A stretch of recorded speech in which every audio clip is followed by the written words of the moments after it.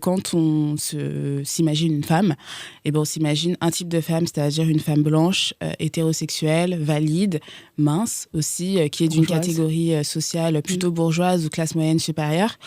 Hétéro, je l'ai déjà dit. Enfin, c'est vraiment la femme la plus privilégiée, en fait, dans toutes les catégories sociales possibles.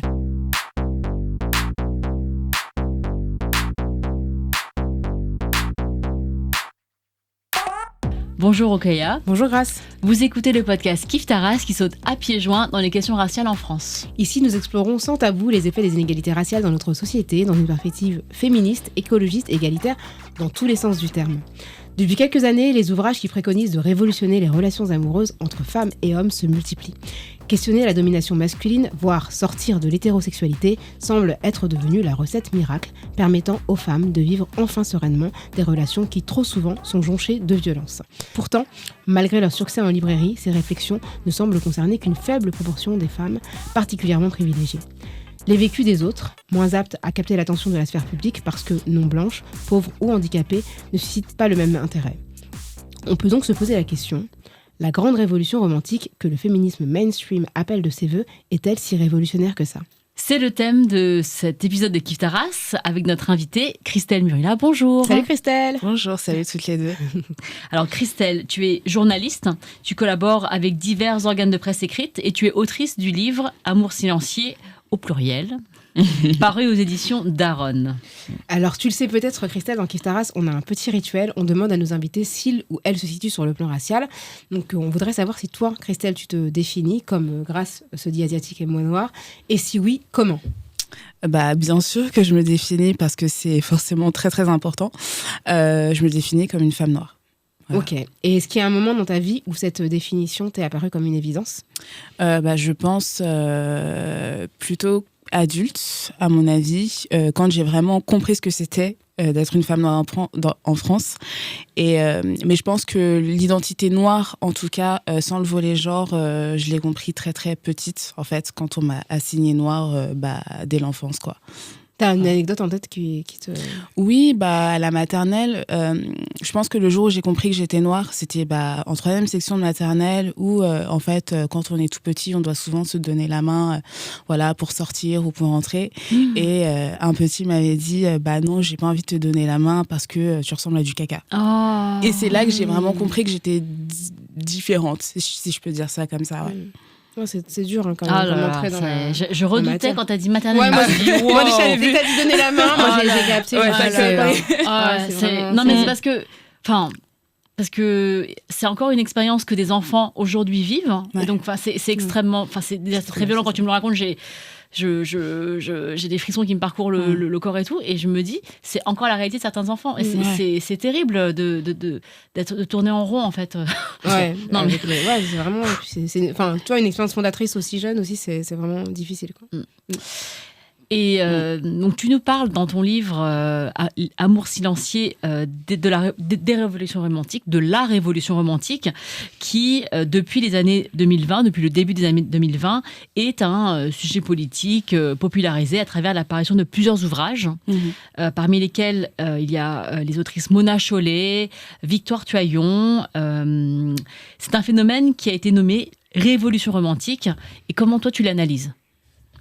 Alors, déjà pour moi, je pense qu'il est important de situer que le terme révolution romantique, il a été infusé en France par une autrice qui s'appelle Constanza Spina et qui, dans le journal Manifesto 21, en fait, avait écrit toute une tribune en disant que l'amour allait nous sauver du fascisme, mais via les personnes queer et via les personnes racisées.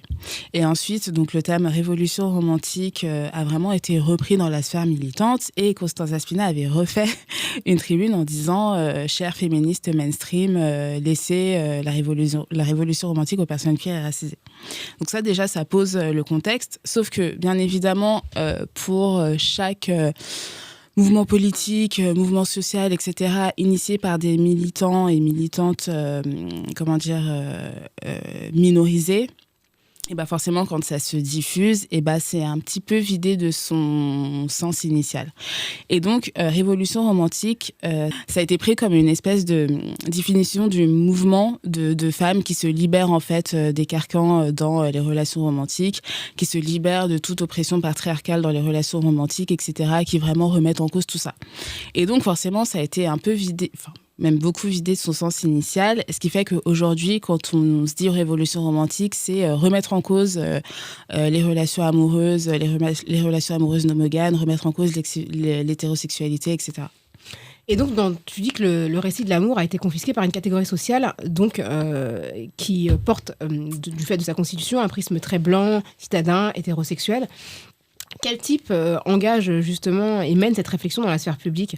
Dans ton livre, tu t'intéresses un petit peu à leur profil sociologique. Disons que moi j'appelle ces femmes-là la femme universelle. En fait, c'est-à-dire que quand on s'imagine une femme, et on s'imagine un type de femme, c'est-à-dire une femme blanche, hétérosexuelle, valide, mince aussi, qui est d'une catégorie sociale plutôt bourgeoise ou classe moyenne supérieure. Hétéro, je l'ai déjà dit. Enfin, c'est vraiment la femme la plus privilégiée en fait dans toutes les catégories sociales possibles. Et ce qui se passe pour absolument tout, c'est que forcément quand c'est ce type de profil-là qui prend la parole pour diffuser une parole politique par rapport au féminisme, etc., et c'est cette parole-là qui sera entendue de facto, et c'est ce vécu-là qui sera considéré justement comme universel à toutes les femmes, alors qu'il y a différentes catégories de femmes. Et moi j'ai une question par rapport à ça justement, puisque ces femmes-là ont un accès privilégié aux médias. Mm-hmm. Et qu'est-ce qu'il faut, enfin, je veux dire, quel est votre conseil, vous, en tant que femme de médias, c'est-à-dire que vaut-il mieux que ce soit ces femmes-là qui portent un propos qui puisse bénéficier à plus qu'elles-mêmes, c'est-à-dire à plus large qu'elles-mêmes, ou comment on fait pour comment on se situe par rapport à ça ? C'est que parce que c'est une vraie question en fait.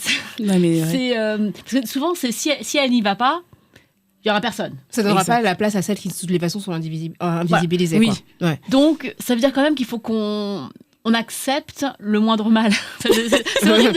Et je dis pas ça parce qu'en plus c'est des femmes souvent, tu vois, qu'on connaît, qui sont brillantes par ailleurs. Enfin, c'est pas une question de jugement, de moralité. C'est pas individuel, ouais. Oui.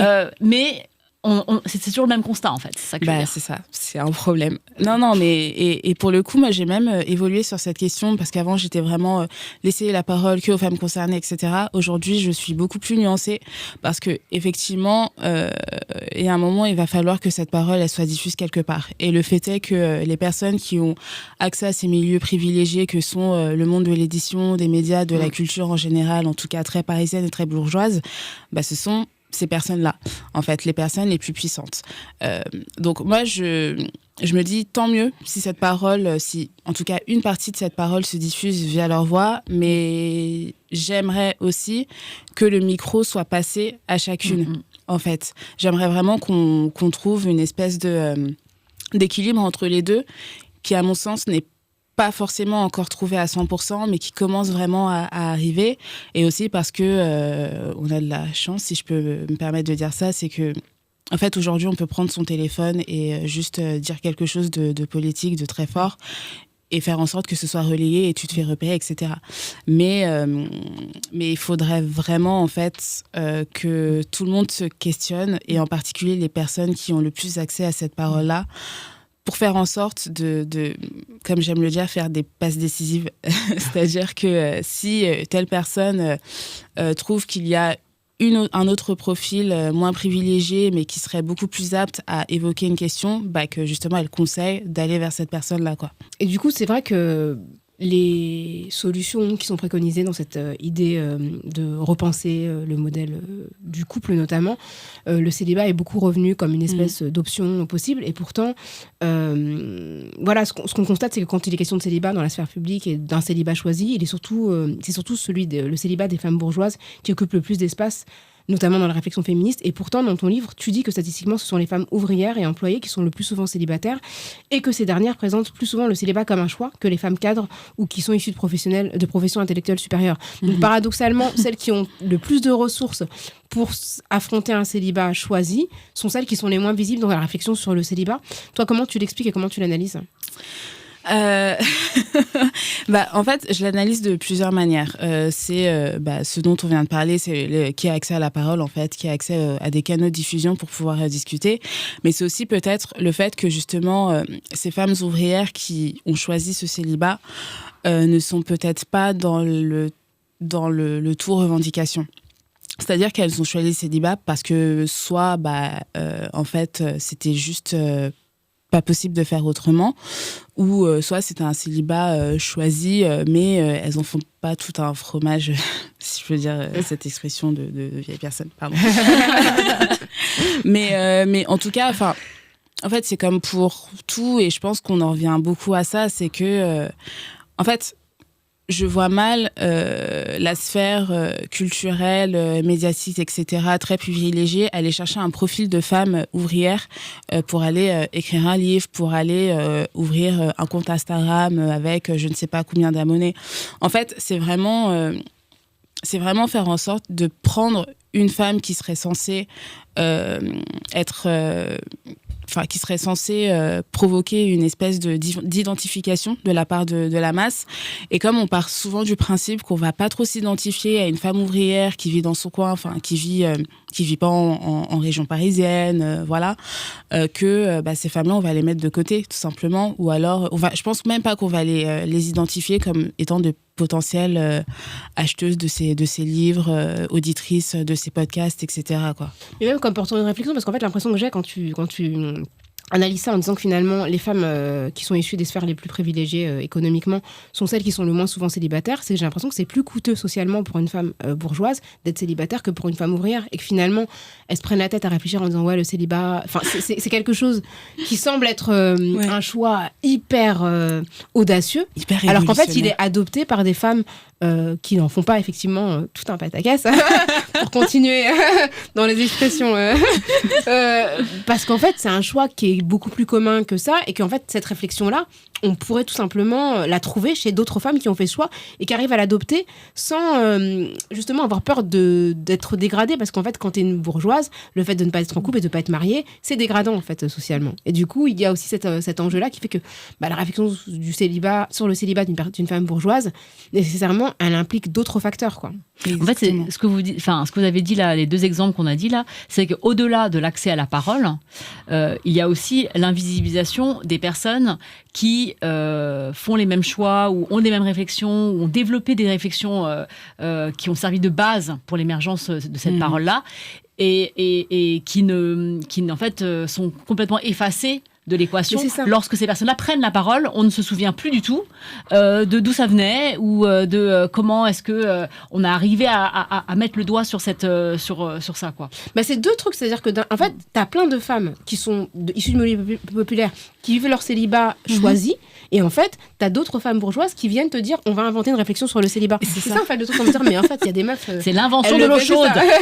Elles le vivent tranquille. Demandez-leur en fait au lieu d'aller venir nous raconter vos vies, tu vois. Mais c'est vrai que c'est vraiment vu comme une posture toujours révolutionnaire de dire regardez, moi je fais ça, c'est hyper novateur de le faire, c'est hyper politique, etc. Alors que moi-même dans mon entourage je peux en trouver plein, et pourtant même des personnes qui ont évolué dans des communautés africaines, qui sont d'origine africaine, et ce qui, là non plus, pour le coup, le célibat, c'est vraiment pas quelque chose de très commun, mais je peux en trouver plein, en fait. Et je ne comprends pas pourquoi ce sont ces personnes-là qui se revendiquent comme étant hyper révolutionnaires, qui justement se permettent aussi, d'une certaine manière, de dire « j'ai inventé quelque chose », alors que toutes ces choses-là existent depuis la nuit des temps, partout dans le monde, en plus, littéralement, et pas qu'en Occident.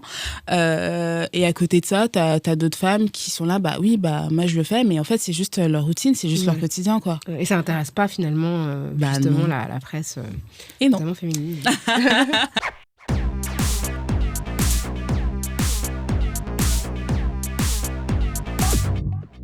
On va écouter un extrait d'une de ces femmes universelles, comme tu les appelles. On peut décider que les femmes sont inférieures. C'est une décision qu'on peut prendre, c'est une décision raciste. La question est que les femmes veulent se prendre en main elles-mêmes. Elles veulent faire un peu de racisme là-dedans. Où est le racisme ? Où est le racisme ? Qui a ségrégué les femmes ? Pourquoi est-ce que les femmes ne peuvent pas flâner dans la rue à minuit ? Pourquoi est-ce que les hommes peuvent flâner à toutes les heures de la nuit ? Qui commet les viols ? Est-ce que c'est les femmes qui violent les hommes ? Qui fait la ségrégation ? Qui tient tous les journaux politiques ? Je ne parle pas des journaux féminins qui vous apprennent la mode et la couture, mais je parle des journaux politiques qui sont entre les mains de qui, d'une façon générale ? Des hommes. Je suis le type de l'esclave. Alors, c'est une vidéo qui a eu énormément de succès sur les réseaux sociaux quand elle a été republiée en 2023. Mais toi, tu n'étais pas aussi enthousiaste que la plupart des personnes qui trouvaient ce discours extrêmement révolutionnaire. Je n'étais pas du tout enthousiaste. Je pense que toutes les deux, vous savez pourquoi.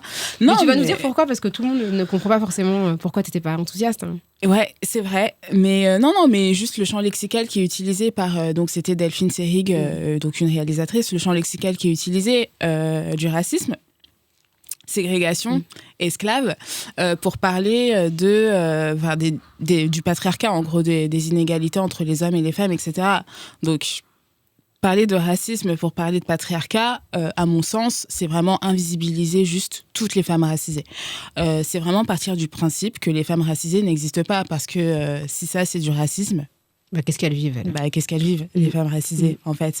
Et donc, moi, je me souviens quand j'avais relaté cette vidéo dans mon livre, au moment où j'ai vu tout cet engouement autour de cette vidéo, et je pense que c'était en 2020 ou 2021, je me suis dit, on a encore énormément de travail, en fait, de déconstruction, même si c'est un mot que je n'aime pas, mais on a encore énormément de travail, parce qu'il faut toujours rappeler systématiquement que les femmes racisées existent. C'est-à-dire, il faut toujours rappeler que les mots ont un sens, qu'on ne peut pas parler de ségrégation pour parler de patriarcat, on ne peut pas parler d'esclaves pour dire que les femmes sont réduites à un temps de travail domestique, etc., colossal. On ne peut pas parler de tout ça, parce que derrière, ça efface complètement l'histoire que des femmes racisées ont pu vivre, donc l'histoire de la ségrégation, l'histoire de l'esclavage, et juste le racisme qui existe encore aujourd'hui. Et donc, moi, ça me paraît quand même assez aberrant de devoir encore le rappeler, et de devoir notamment encore le rappeler dans des sphères féministes qui pourtant se disent intersectionnelles, même si c'est une grille d'analyse, qui se disent antiracistes, etc., et qui ne voient pas le biais directement. D'autant plus que quand tu dis que les femmes sont des esclaves,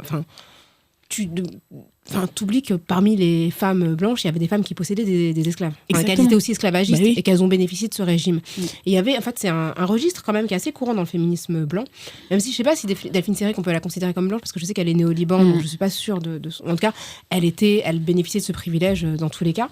Tu vois, c'était hyper courant dans les années 70 de dire les femmes sont les nègres des hommes. T'as envie de dire, mais dans ce cas-là, les femmes noires, c'est quoi? C'est qui de quoi? Enfin, tu vois, t'as envie de dire, mais c'est incroyable en fait de dire ça. Quand tu dis les nègres, en fait, tu penses que c'est que des hommes, en fait, tu vois. Et c'est tellement courant que dans l'hymne du MLF, il y a donc dans le refrain une référence directe au mot esclave. Bien sûr.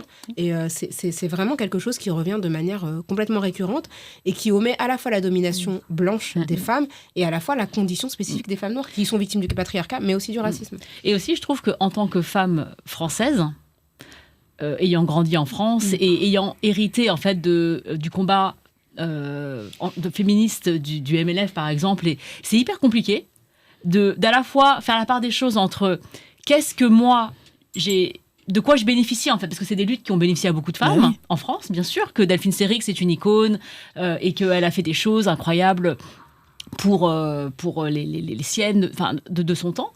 Et qu'aujourd'hui, on en voit aussi les conséquences et les bienfaits, mais qu'est-ce que j'enlève, moi, en fait, en tant que femme racisée française, de cet héritage qui est teinté des oppressions d'aujourd'hui, en fait, quoi. Et ça, moi, je trouve que c'est un truc d'équilibriste, parce que on va nous dire, mais t'es ingrate, quand même. On est toujours ingrate. Non, mais c'est à la fois notre histoire et notre héritage, le MLF, tout ça, et en même temps...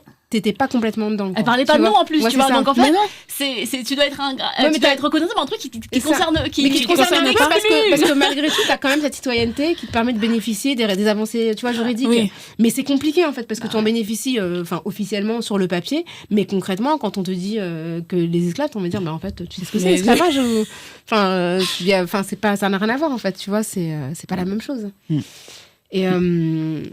Et donc, toi, tu dis que l'accès au couple va au-delà de la question patriarcale. Tu dis que effectivement, le régime hétérosexuel est oppressif par son essence, mais tu ajoutes une dimension supplémentaire, notamment pour les femmes qui sont considérées comme non normées, parce qu'elles sont racisées, parce qu'elles ne sont pas valides, parce qu'elles sont issues de classes populaires, et qui sont automatiquement marginalisées sur ces questions. Est-ce que tu peux nous en dire plus ? Oui, alors, donc en fait, ça, c'est vraiment partie de ma réflexion propre, mais je pense aussi de discussions, d'études sociologiques, etc. C'est de partir du principe que l'amour est un marché, forcément, et que forcément, plus tu es une femme privilégiée, plus tu es privilégiée sur ce marché. Qu'il soit d'ailleurs hétérosexuel comme queer, etc. Et donc forcément, les plus privilégiées, donc les femmes blanches, valides, etc., minces, vont être le haut du panier, si je peux dire ça comme ça, tandis que toutes les autres, en fait, elles vont devoir se battre, entre guillemets, pour pouvoir être regardées. Et en fait, moi, ce que j'aime, ce que je pense, c'est que très clairement, les relations amoureuses sont structurées forcément par le patriarcat, mais aussi par le racisme. N'importe quelle femme racisée dans un couple, que ce soit un couple hétéro ou un couple homo, que son partenaire soit de la même race sociale qu'elle ou pas, il y aura forcément une problématique raciale qui entrera en compte. Tout comme pour une personne handicapée, surtout les femmes. Pareil, il y aura du validisme. Pour les femmes grosses, pareil, il y aura de la grossophobie. En fait, le couple n'est pas seulement structuré par le patriarcat. Moi, c'est ça que je voulais vraiment mettre en évidence dans ce livre, parce que j'avais l'impression que le patriarcat, c'était ça le gros problème. C'est un problème qui nous est commun, ça, il n'y a pas de souci, etc. Mais à côté de ça, le fait est que, à mon sens, il n'y a pas une classe sociale femme, mais il y a plusieurs classes au sein même de la classe sociale femme, et que forcément, comme on n'est pas toutes égales, on a toutes, chacune, nos strates de discrimination, et notamment dans le couple, en fait, dans les relations amoureuses, dans les relations sexuelles, et ainsi de suite. Ouais, donc en fait, ce que tu dis, c'est que remettre en question le couple au nom du patriarcat, c'est une chose, mais en fait, la question, c'est aussi l'accès au couple. C'est-à-dire que tout le monde ne peut pas, ne serait-ce que ne peut pas envisager le couple de la même manière, parce qu'en fait, les barrières sont pas les mêmes. Donc, au sein des femmes, en fait, il y a des privilèges qui diffèrent et qui font que certaines femmes peuvent se permettre de poser des questions que d'autres femmes n'ont même pas le luxe de pouvoir envisager, quoi. Exactement. L'exemple que j'aime bien prendre, c'est que ce soit moi, que ce soit même mes cousines, que ce soit même mes amis noirs.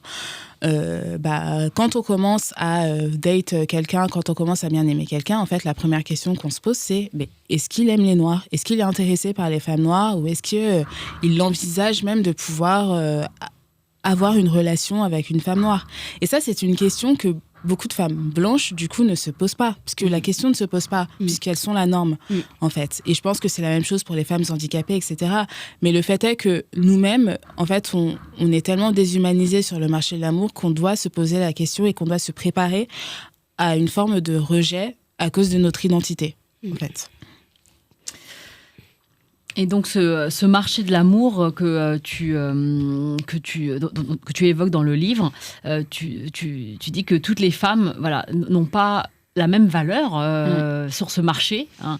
Et en plus, parmi les femmes racisées, il y a une gradation. Il y a des bons points qui sont distribués en fonction de justement la proximité ou pas à ce modèle idéal qui serait cette femme blanche universelle, enfin cette femme universelle qui serait donc, tu l'as dit, avec hétérosexuelle, cis, mince, bourgeoise, blanche, voilà.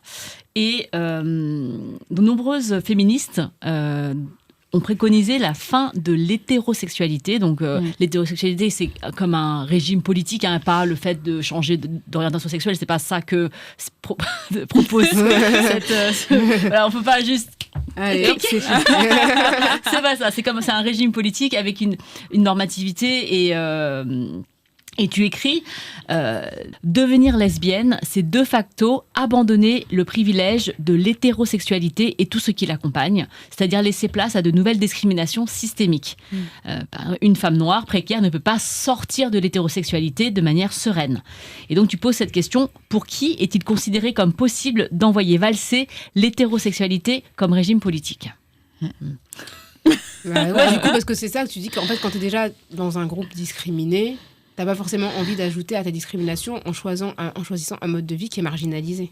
Tu vois, donc... Ouais. Bah, en fait, quand tu es déjà marginalisé, te rajouter une autre strate de marginalisation, c'est quelque chose qui implique énormément de choses. En fait, vraiment, au moment où j'ai écrit ces lignes, le fait de devenir lesbienne, pareil, c'était vraiment lancé comme une espèce de solution comme ça. C'était et on parle vraiment... de lesbianisme politique. Hein, oui, voilà, on parle de lesbianisme politique, mais le lesbianisme politique était vraiment, pareil, a été complètement vidé de son sens initial. C'est-à-dire que... pas des militantes, mais en tout cas des personnes, des femmes qui se disent féministes, etc., disaient à n'importe quelle femme qui estimait vouloir, s'affranchir en tout cas des codes classiques du couple, on leur lançait deviens lesbienne, comme si on pouvait le faire comme ça, quoi. Et en fait, moi je trouve ça vraiment, c'est très... c'est une posture de privilégié, en fait, de pouvoir lancer cette solution comme ça, parce que être lesbienne, c'est pas juste une casquette qu'on se met, et qu'on peut retirer. Être lesbienne, c'est se confronter à de la lesbophobie, c'est potentiellement se couper d'une partie de sa famille, potentiellement se couper de son entourage, c'est potentiellement être sujette à des agressions dans la rue, tout ce que tu veux, c'est de la discrimination. Être lesbienne, c'est vraiment... on est discriminé quand on est lesbienne. Alors, sortir cette solution du chapeau, je trouve ça déplacé, en tout cas de la manière la moins politique possible. D'autant plus si on dit ça à une femme qui déjà subit énormément de discrimination dans sa vie. Si elle cumule les discriminations, tu t'ajoutes le lesbianisme politique, ok, et du coup, tu vas cumuler 3-4 discriminations en même temps. En fait, je pense qu'il y a quand même pas mal...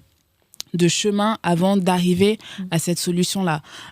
Déjà, il faut parler avec ces personnes-là, voir ce qui est possible pour elles, et puis quand bien même, chaque personne... Moi, je pars du principe que vraiment chaque femme a une solution qui lui est propre, et on va pas englober une seule solution pour toutes, parce que ce serait ridicule, et ce serait vraiment arriver à la conclusion qu'en fait, on serait toutes pareilles, et que tout nous conviendrait, et que...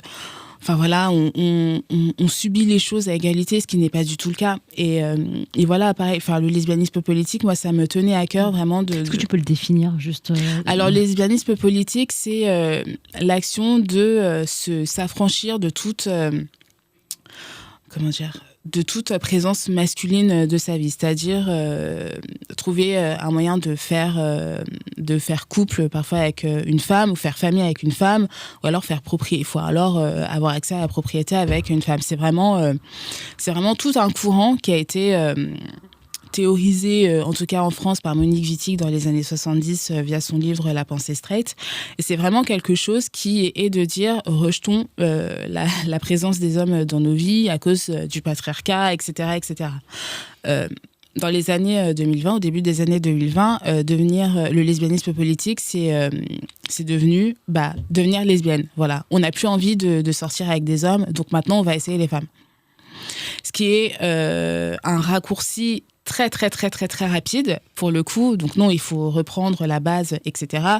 Et surtout, en fait, on ne va pas dire ça à chaque femme dans cette société. Non, parce qu'on ne vit pas toutes les discriminations de la même manière. On n'est pas toutes à égalité concernant le patriarcat, concernant le racisme, concernant le validisme, etc. Donc, moi, mon postulat dans ce livre-là, c'était de dire doucement, il faut qu'on reprenne tout depuis le début, parce que là, comme d'habitude, tout est vidé de sa substance politique initiale, et en fait, ce n'est plus possible d'avoir pris un courant politique et de l'avoir transformé en courant de développement personnel. Ça, pour moi, ce n'est plus possible.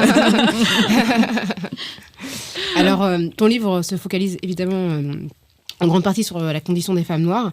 Malcolm X disait la personne la moins respectée en Amérique est la femme noire, la personne la moins protégée en Amérique est la femme noire, la personne la plus négligée en Amérique est la femme noire. C'est un raisonnement qu'on peut sans doute appliquer pour la France. En écho, dans ton livre, tu dis que le fait d'aimer une femme noire représente un interdit, une transgression. Est-ce que tu peux nous dire comment ça se manifeste dans les relations de couple ? Wow, ça se manifeste de plusieurs manières. Moi, pour ce livre, j'ai fait pas mal de rencontres, de discussions, etc. Puis je me suis appuyée sur des études sociologiques états-uniennes, évidemment, puisque ici, nous n'avons pas droit aux statistiques ethniques.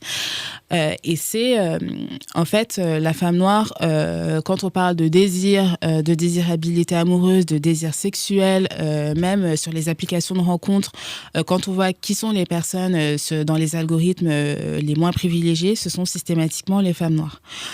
Pour plusieurs raisons, parce que les femmes noires représentent une sorte d'interdit, mais deux interdits assez différents.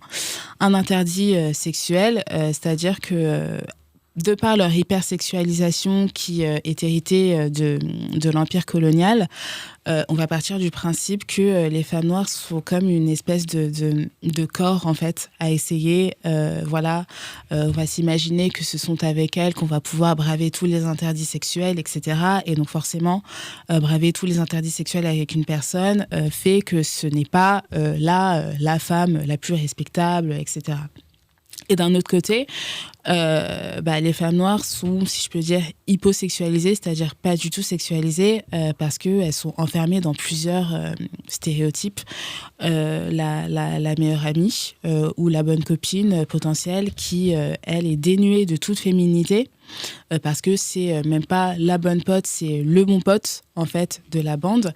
Mais aussi le syndrome de la psychologue, c'est-à-dire la femme noire ou alors mon amie noire, c'est ma psy gratuite. Et il y a aussi la honte, en fait, qui entoure les femmes noires, parce que à cause de tout ce dont j'ai parlé, il y a une certaine honte à vouloir nous aimer, parce que en fait, forcément, on ne représente pas l'idée de la féminité classique. On en est très très loin.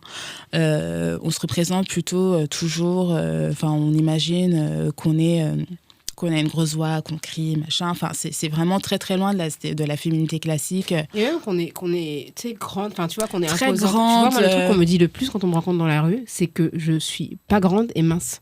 Enfin, tu vois, et vraiment, tous les gens m'imaginent hyper grande et hyper athlétique, en fait. Et tu dis, mais c'est fou ce qu'on projette, en fait, sur une femme noire. C'est une espèce de truc de puissance, mais y compris dans son corps, en fait, dans son physique, quoi. Les gens sont hyper étonnés quand ils me croisent dans la rue, tu vois. Mais presque un truc d'animalité, en fait. Comme si on ressemblait à des animaux. Et ça, de toute façon, sur les réseaux sociaux, par exemple, chaque femme noire, d'autant plus foncée, qui est à peu près connue, visible, elle est toujours, pratiquement systématiquement, comparée à un animal. Serena Williams aux États-Unis, elle a été comparée à un gorille. Il y a littéralement une caricature d'elle qui la compare à un gorille. Ou alors, en France, de manière beaucoup plus locale, les femmes noires, on les compare à des footballeurs, mais pas à des footballeuses, à des footballeurs, pour bien montrer que, en fait, nous ne sommes pas des femmes, qu'on ne fait pas partie du genre femme, mais qu'on ressemble à des hommes, forcément. Et c'est pas n'importe quel homme, tu vois, c'est des hommes super athlétiques. Exactement. Tu vois, hyper performants physiquement. C'est pas, on te dit pas, tu ressembles à un petit mec freluquet, quoi. C'est un footballeur, tu vois ce que je veux dire, c'est puisqu'on est dans les expressions de vieux, là.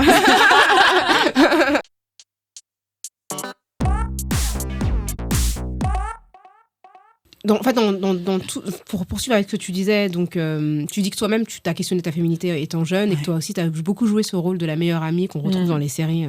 On va parler de pop culture tout à l'heure, de la meilleure amie qui est coach, psy, mais qui a jamais de relation romantique. Et dans beaucoup de témoignages que tu as recueillis, tu dis que il y a des femmes qui parlent du fait d'être désirées par des personnes qui veulent malgré tout les cacher. Et en fait, tu dis être associée avec une femme noire est une régression sociale pour les personnes issues de classes moyennes dominantes, quelle que soit leur appartenance raciale. Donc ça veut dire qu'en fait, quand tu es en couple avec une femme noire, c'est un échec d'une certaine manière, en fait. C'est un échec, et en fait, il faut le justifier. Il faut le justifier par le fait qu'elle soit de classe moyenne ou alors de classe moyenne supérieure, ou qu'elle ait pris l'ascenseur social qui n'existe pas. En fait, c'est quelque chose qu'on cache parce que on est dénué de toute féminité dans l'espace public, dans l'espace culturel, dans l'espace social. Nous ne sommes pas des femmes. Ce que moi j'ai appris et compris, je pense, en écrivant ce livre, c'est que j'ai l'impression que les femmes noires ont un genre à part entière, en fait, parce que tout simplement, on ne nous considère pas comme des femmes parce qu'on doit justifier de notre féminité. Moi, je sais qu'à titre personnel, dès mon plus jeune âge, en fait, on me traitait de niafou ou fatou, qui à l'époque étaient des insultes à l'encontre. C'est un mot qui vient du bambara, qui veut dire une femme qui est déséquilibrée mentalement, quoi. Et fatou, c'est un prénom. C'est un prénom. Un prénom très courant en Afrique de l'Ouest qui est dérivé de Fatima, en fait. Exactement. Voilà. Et le truc, c'est que, en fait, je voulais tellement m'affranchir de ces insultes-là, qui ne sont pas des insultes, mais bref, que j'ai surperformé ma féminité. J'ai essayé de surperformer cette féminité-là en portant toujours des cheveux longs, en me maquillant, en essayant d'être toujours apprêtée à un minimum, en portant du parfum, etc. Mais parce qu'en fait, on m'a toujours répété depuis que je suis petite, que ce soit de la part des garçons dont j'étais amoureuse, mais aussi d'amis hommes, que j'étais pas une femme comme les autres, parce que je n'étais pas une femme, en fait. Déjà, à l'époque, je n'étais même pas une fille, et donc, au fur et à mesure des années, je n'étais pas une femme. Que je ne pouvais pas avoir de petits amis, ou même de petits crushs, comme on dit, parce que de toute manière, mais qui va te regarder ? Il y a toutes tes copines blanches ou copines plus claires de peau, parce qu'il y a la notion de colorisme aussi qui entre en jeu, qui sont là. Moi, je me souviens qu'une fois, on m'a déjà dit, tu peux... n'aie pas trop d'espoir, ça sert à rien. C'est horrible. Bah oui. Ouais, bah oui. Mais ça, c'est quelque chose qu'on intègre assez tôt, je pense. Et aussi parce qu'en France, il y a quand même une espèce de négrophobie intériorisée qu'on essaie de nous inculquer dès qu'on est plus jeune. Et si, en plus de ça, on ne se voit pas dans les histoires d'amour que l'on voit un peu partout à la télé, en fait, c'est un mélange de beaucoup, beaucoup de choses qui font qu'on se voit comme complètement invisible. Comme femme amoureuse invisible, comme femme qui ne peut pas être aimée. Mais tu vois, ça me rappelle l'épisode qu'on avait fait avec Lilian Thuram, quand il nous expliquait que, en fait, il a toujours été en couple avec des femmes noires, et donc dans un couple précédent, un de ses coéquipiers avait été très étonné de voir qu'il était en couple avec une femme noire. Il lui a dit, mais elle est noire ta femme ? Et il dit, mais moi aussi je suis noire. Mais en fait, il avait un tel statut social qu'on imaginait que sa récompense en fait légitime, c'est d'être avec une femme blanche, et qu'un homme qui avait autant de choix ne pouvait pas se résigner à choisir une femme noire. Et c'est vraiment ce que tu dis par rapport au côté régression sociale, quoi. Moi, parce que, il faut le dire, beaucoup d'hommes, en tout cas dans les relations hétérosexuelles, cherchent une femme trophée. Ouais. Une femme qui pourront présenter, regardez, c'est ma femme, elle est géniale, elle est belle, etc. Mais le fait est qu'en tant que femme noire, on n'est pas du tout des femmes trophées, en fait. Justement, on est les femmes qu'on cache parce qu'on n'est pas désirable du tout, on n'est pas désiré, on ressemble à des hommes, etc. Il y a vraiment plein de stéréotypes qui nous collent encore à la peau, malheureusement, qu'il faut qu'on ne sera jamais présenté comme étant...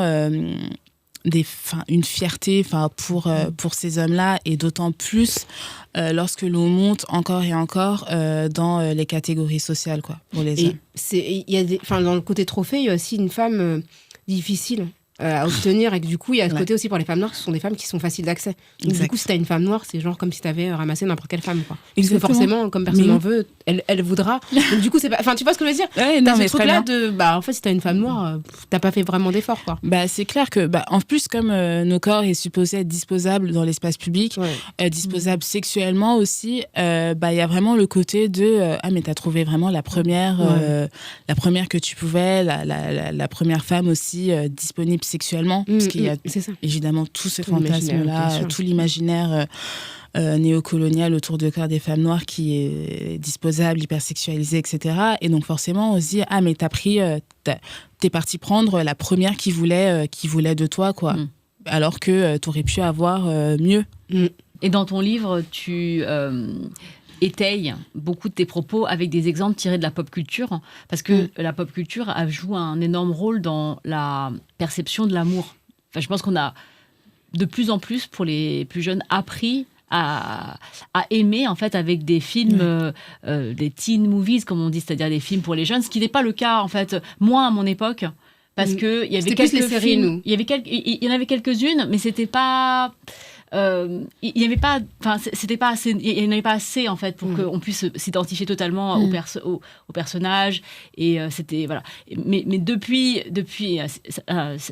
quelques années, c'est vraiment quelque chose qui voilà, va irriguer nos plateformes, au cinéma, etc. Donc on apprend à aimer à travers le voir, en fait, voir sur un écran. Et donc c'est là où aussi se voir représenté prend encore plus de place, puisque si tu n'es pas au centre d'une relation, si tu n'es pas digne d'attention dans une production, eh bien comment est-ce que tu peux t'imaginer dans la vraie vie aussi être le centre de ta vie?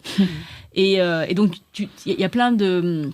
Il y a plein de ce que tu as dit, plein de choses que tu as dites qui sont des tropes, c'est-à-dire des... en anglais, ça veut dire c'est comme des clichés en fait, ou des mécanismes de scénario qui se retrouvent dans la pop culture. Et donc il y a par exemple le black friend trope, donc le cliché de la bonne amie, du bon ami. Hein. Il y a aussi quand tu disais les femmes sont des maîtresses, les femmes sont des maîtresses. Il y a aussi c'est Jezebel, le fait de la femme noire lascive, l'enfermer dans ce hyper sexualisé.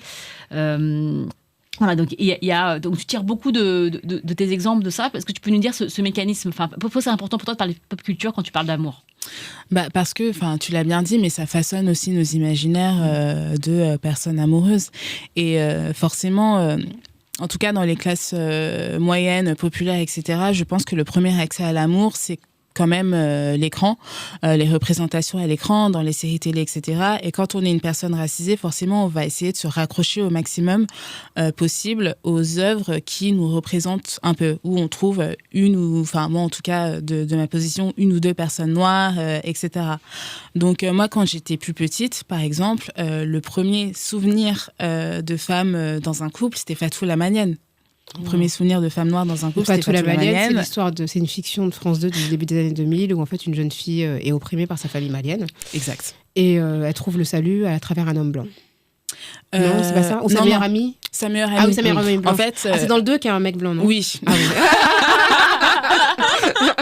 Évidemment. D'abord, elle est sauvée par sa copine et après par un homme. Voilà, elle est d'abord sauvée par sa copine blanche, en fait, qui l'extirpe d'un mariage forcé. Donc toute sa famille oppresse Fatou parce qu'elle doit se marier de force à son cousin. Et son cousin s'avère être un violeur, il la séquestre, etc.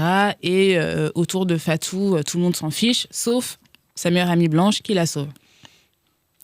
Voilà, donc c'est ça. C'est vrai qu'en socialisation à l'amour entre personnes noires, c'est pas super comme image. C'est pas super, surtout en France, parce que pendant très très très longtemps, moi je n'ai vu que ça comme représentation de femmes noires françaises en couple. J'ai dû chercher du côté des États-Unis, du côté du monde anglo-saxon, donc il y avait beaucoup de sitcoms. Vraiment toutes ces séries humoristiques qu'on trouvait, les Ma famille d'abord, etc. Mais pareil, c'était des femmes toujours très claires de peau face à des hommes foncés. Et moi étant foncée de peau, pareil, il y avait un équilibre que je ne trouvais pas vraiment. Et donc j'ai cherché et je me suis résignée. Je me suis résignée à m'identifier à toutes les autres femmes, donc les femmes blanches du coup, puisqu'il n'y avait qu'elles dans les œuvres. Mais le souci, c'est que on part du principe que personne ne pourra s'identifier à une femme noire qui vit sa vie amoureuse de manière complètement banale, quoi. Donc ça a été le désert pendant très très longtemps. Et puis il y a eu plusieurs productions au milieu des années 2010. Il y a eu Insecure. D'ailleurs, tu parles d'Insecure et justement... Donc Insecure met en scène une femme noire qui s'appelle Issa dans la série aussi. Et donc c'est une série qui a une fin, c'est pas souvent le cas, mais bon voilà, qui a une fin. Et en fait la fin, l'intrigue se solde par la rencontre de l'amour par les deux personnages principaux qui sont deux femmes noires, Issa et Molly. Moi je t'avoue que j'avais trouvé la fin un peu bidon.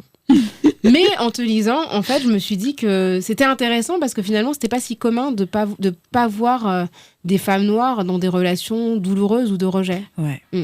Ouais, moi, ça m'a fait beaucoup de bien, en fait, de voir cette fin.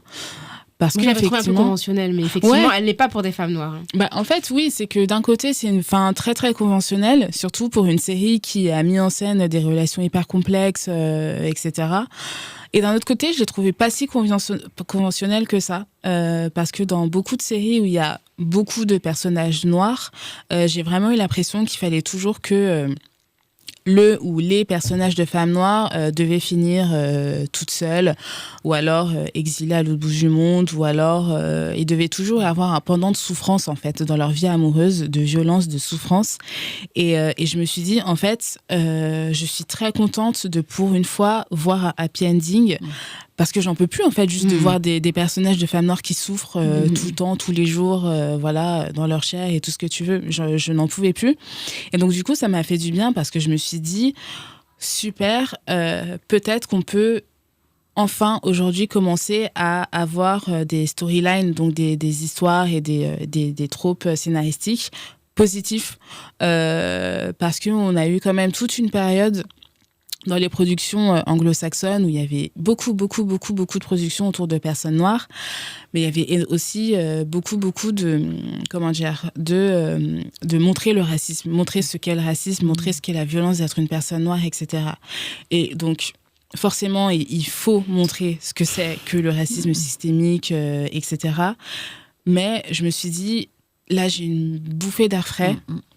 En fait, on peut montrer aux gens que ça peut être possible aussi, tu vois. Et même moi, alors que mon livre, il est excessivement pessimiste, mais on peut montrer que c'est possible, on peut montrer que dans les arts, dans la culture et dans la fiction surtout, ça peut exister des relations entre deux personnes noires qui sont saines, en fait. Et ça m'a fait du bien. Ouais, juste pour rebondir, moi je trouve ça hyper important ce que tu dis sur. Je trouve que c'est un peu comme le droit à la banalité, tu sais, c'est-à-dire que. Exact. Parce que pas banalité dans le sens un peu péjoratif du terme où c'est pas digne d'intérêt. Tu vois, au contraire, c'est-à-dire que je pense qu'en tant que personne racisée dans un monde capitaliste, on attend de nous toujours qu'on montre aussi nos failles. Exactement. En fait, il y a une forme de consommation du trauma des personnes racisées. Non mais oui. Donc trauma porn, comme on dit, etc. Et donc, ça veut dire que, tu vois, les gens te posent des questions, ils disent mais est-ce que vous l'avez vraiment vécu? Tu racontes un truc, est-ce que tu l'as vécu? Non, mais est-ce que je peux faire œuvre de fiction? C'est possible ou pas? Oui, c'est ça, on te permet jamais la distance non plus. Mais, et puis il faut que ce soit dramatique, il faut que ce soit tragique, il faut que tu aies perdu ta famille. Enfin, je veux dire, mais ça arrive vraiment, ça. En fait, je veux dire, je dis pas que ce sont pas des choses mais nos vécus, c'est pas que ça, en fait. Exactement, nos vécus, ce n'est pas que ça. Et nous aussi, on a le droit d'avoir une vie ordinaire. Et je pense que Insecure, c'est ça que ça met en œuvre. C'est-à-dire, c'est deux femmes moyennes. Oui. C'est-à-dire, enfin, elles ont des boulots. Voilà. Bien. Ils ont des boulots bien, elles s'habillent bien. Elles ont des problèmes de monsieur, madame, tout le monde dans un sens pour la télévision moyen, en fait. C'est monsieur, madame lambda, en fait, quoi. Et c'est ça qui est important. Enfin, et je trouve que c'est voilà, l'idée que nous aussi, parce qu'on parle de droit à la médiocrité pour les femmes dans le milieu professionnel, de dire nous aussi, on a le droit d'être médiocre et quand même gagner des sous. Ouais. Et je pense que c'est là que l'égalité se joue. Et pareil, dans les productions culturelles, que nous aussi, on a le droit à on n'est pas toutes des super-héroïnes avec des super-pouvoirs ou avec des... des fois, on a juste envie d'être sur un canapé. Mais je plus ça vraiment, parce que j'ai vraiment l'impression que quand on écrit aussi, hein, quand on crée, quand on écrit, en fait, on est presque poussé, voire obligé de montrer nos traumatismes de femmes racisées, de montrer que parce qu'on est une femme racisée, on a subi ceci, cela, etc. Et j'ai vraiment l'impression qu'on ne peut presque plus avoir droit à raconter autre chose. Ou alors qu'il faut forcément passer par cette case-là de devoir raconter sa vie de femme racisée qui a souffert, qui a subi des discriminations, pour pouvoir ensuite, enfin, être autorisée presque à pouvoir raconter les banalités de la vie. Et j'ai un peu l'impression, et j'ai peur même qu'on essaye, enfin que le monde extérieur essaye de nous enfermer là-dedans, comme si on ne pouvait pas faire autre chose, comme si on ne pouvait pas raconter autre chose. Et moi, c'est vraiment enfin pour en revenir au livre, c'est vraiment un piège que j'ai essayé d'éviter, et même dans ma promotion, c'est-à-dire ne pas trop raconter d'anecdotes personnelles, etc., parce que j'avais pas envie qu'on m'enferme dedans. Et quand bien même, j'ai quand même l'impression que beaucoup de personnes, en tout cas dans ma promotion, ont essayé de m'enfermer dedans. Et ça, je milite presque vraiment pour ça. On peut aussi raconter autre chose. Mais justement, cette question de la souffrance des femmes noires comme étant quelque chose de logique, en fait, de presque mécanique, tu l'évoques à travers le cas de la créatrice de contenu qui s'appelle Stéphanie Yeboah. C'est une femme noire grosse qui a beaucoup raconté ses déboires amoureux et les abus et les violences qu'elle a subis. Et quand elle a finalement affiché un couple heureux, son compte a fait face à une vague de désabonnements, notamment de femmes blanches grosses. Et ce que tu dis, c'est qu'en fait, pour ces femmes, c'était insupportable de voir une femme noire grosse plus heureuse qu'elle, en fait. C'est tellement acquis que dans la hiérarchie raciale, les femmes noires sont les moins bien loties, que finalement, c'était impossible pour elle d'accepter qu'une femme noire grosse soit en couple, soit heureuse et ne soit pas tout le temps exposée à des vexations humiliantes, quoi. Exactement, c'est vraiment de se dire, comment se fait-il qu'une femme noire grosse qui est donc moins privilégiée que moi, qui est censée être moins désirable que moi, qui est censée être moins que moi, elle ait réussi à avoir tout ce dont je rêve, c'est-à-dire un couple sain, etc. Alors qu'elle était la première dans la file d'attente pour le moment. Mais tu m'as dépassé. La place. J'ai le numéro 72.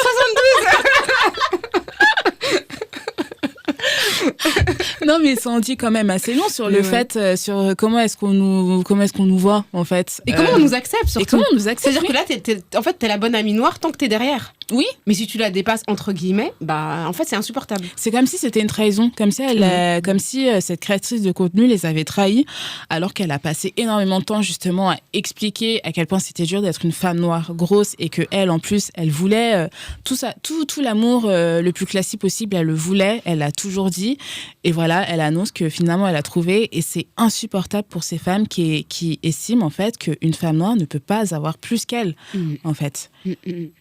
Et dans la même veine, il y a un exemple sur les réseaux sociaux. Donc, la rappeuse Yves a posté une photo de sa table familiale célébrant Noël. Donc, elle est une femme noire en couple avec un homme blanc britannique. Et la photo évoquait tous les codes de la grande bourgeoisie européenne. Donc, j'imagine grand sapin. La énorme table familiale avec une majorité de personnes blanches. Vraiment, les codes. Enfin, t'as l'impression que c'est le téléfilm de Noël, la scène finale où tout le monde est heureux, quoi. Ah ouais. Ouais. Et par contre, énormément Et les gens ont pété un câble. Je sais pas si t'as vu ça, c'était Noël dernier. Les gens ont pété un câble. C'est-à-dire que, elle-même, elle ressemblait, en fait, à une bourgeoise européenne. Et j'ai l'impression que c'était inacceptable qu'une femme noire accepte à ce type d'espace avec en plus un homme blanc, bourgeois, aimant. Enfin, tu vois, c'était vraiment... Moi, j'ai trouvé que c'était dans la même, dans le même registre mais en plus, tu vois, c'est une rappeuse américaine, tu vois, donc pour les Américains, la bourgeoisie européenne, c'est une forme de bourgeoisie qui est encore plus élevée que la leur. Donc, j'ai l'impression que c'était vraiment inacceptable, tu vois. C'était qu'elle pouvait pas être heureuse dans ce contexte-là, qui est en fait normalement le registre de réussite amoureuse des femmes blanches, quoi. C'est clair. Enfin, d'autant plus que, comme tu dis, c'est une rappeuse américaine, Yves, donc elle doit forcément rester dans ce milieu-là. Exactement. Voilà. Elle doit rester dans le ghetto. Voilà. Et normalement, elle est en couple avec un rappeur millionnaire. Avec, c'est ça. Avec la chaîne. Elle ne peut pas porter des petites boucles d'oreilles. Voilà, ils doivent passer un Noël bling bling. Tout ça, mais non, je vois très bien. Ouais. Voilà. Bon. Mais en tout cas, la pop culture est un endroit où on va tirer toutes ces illustrations des analyses de ton livre. Et je pense que on va continuer. Même si on a beaucoup de tuyaux et de grilles d'analyse grâce à ton livre, je pense que mais il y a des choses pas intéressantes qui bougent aussi, hein. Tu vois, je pense au livre de Naya Ali qui est sorti il y a pas longtemps j'ai plus le titre en tête, mais sur les relations amoureuses, après avoir beaucoup parlé de ça sur ses réseaux sociaux. Tu vois, je trouve que c'est intéressant aussi que maintenant des femmes noires parlent du dating en tant que femmes noires, pas uniquement en tant que femme, mais aussi avec le fait qu'elles soient noires. Je trouve que ça change un petit peu la donne, quoi.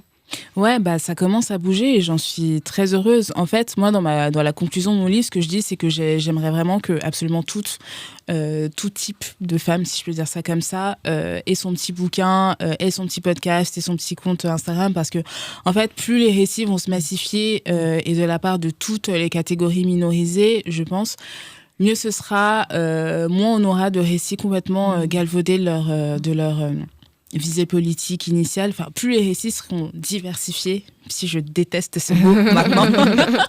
Et ça, c'est mon souhait premier, en fait, qu'il y ait de plus en plus de textes, de tout ce que tu veux, quoi. Ah, sur ce vœu pieux. Voilà. C'est une très belle manière de terminer l'épisode. On te remercie beaucoup, Christelle. Christelle Murelat, notre invitée, autrice du livre Amour silencieux, au pluriel, qui est paru aux éditions Daronne. Si vous avez des commentaires, des questions, si vous êtes choqués, si vous êtes énervés, il y en aura plein. Dégoûtés de voir des femmes noires vous passer devant, n'hésitez pas à vous faire part de vos réflexions. Écrivez-nous à kiftaras@kiftaras.com et sur les réseaux sociaux avec le hashtag Kiftaras et le compte @kiftaras sur X, Facebook, Instagram. Notez-nous 5 étoiles seulement.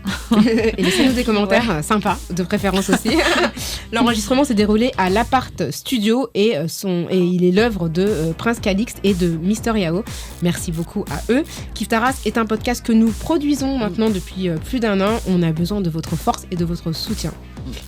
Donc n'hésitez pas à vous abonner à ce nouveau fil et à en parler autour de vous. On se retrouve dans 15 jours pour une nouvelle plongée dans les questions raciales. Merci Rokhaya. Merci Grace. Merci Christelle. Merci à vous.